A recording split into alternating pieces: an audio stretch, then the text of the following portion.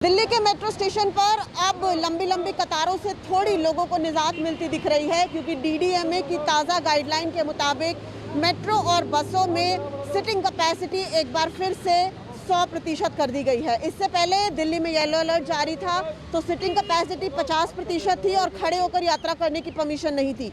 हालांकि अभी भी मेट्रो और बसेस में खड़े होकर यात्रा करने की परमिशन नहीं है। बारिश का भी मौसम है, इसलिए लोगों को आज थोड़ी दिक्कतों का सामना उस लिहाज से करना पड़ रहा है। लेकिन जिस तरीके से 50% कैपेसिटी के साथ लोगों को बड़ी बड़ी कतारों में खड़ा होना पड़ रहा था, उससे ये कहा जा सकता है कि थोड़ी निजात ज़रूर मिली है।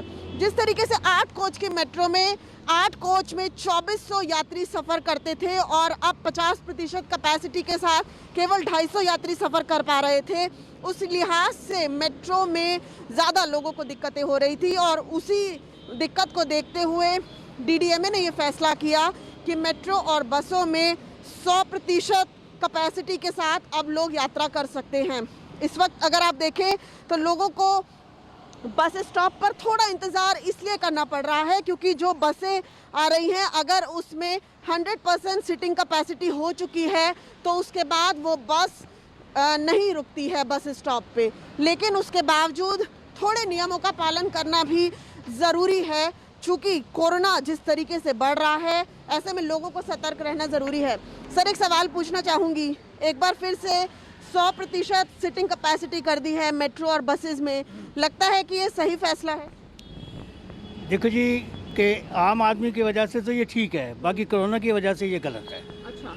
जैसा कि ये सैटरडे संडे लॉकडाउन कर रहे हैं, हाँ। इस हिसाब से इनको ये चीज़ नहीं करनी चाहिए। अच्छा। सिंगल ही रखना चाहिए। हाँ। पर लेकिन क्योंकि 2-2 घंटे हमें वेट करनी पड़ती है, इस वजह से ये कुछ हालत में ये फैसला ठीक नहीं। थोड़ी राहत मिलेगी आपको लगता है? जी मैडम, बिल्कुल राहत मिलेगी। इससे पब्लिक बहुत परेशान रहती थी, इसकी वजह से बहुत ये सही फैसला लिया गया है, इसीलिए क्योंकि आम पब्लिक परेशान ना हो।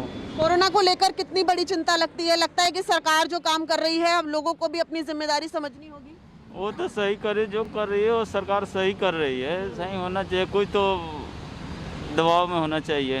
अब लोग समझ अपने से भी कुछ मैम सेफ्टी रखनी चाहिए, दूसरों को भी सतर्क करना चाहिए इसमें, क्योंकि ये सब हमारे लिए ही हो रहा है, दूसरे के लिए नहीं हो रहा। लोग अगर अपनी इस जिम्मेदारी को समझ जाएंगे तो हम कहीं ना कहीं जो कोरोना के खिलाफ ये जंग है उसमें जीत सकते हैं, क्योंकि जिस तरीके से दिल्ली में पिछले 10 दिनों में कोरोना के केसेस में 50% से ज़्यादा का उछाल देखा जा रहा है, ऐसे में अगले 1 हफ्ते तक कोरोना के हम पीक पर पहुंच जाएंगे। इसलिए लोगों को अब सरकार और प्रशासन के साथ कदम से कदम मिलाकर चलना पड़ेगा। कैमरामैन जहांगीर के साथ दिव्या अग्रवाल, दिल्ली न्यूज़ 24।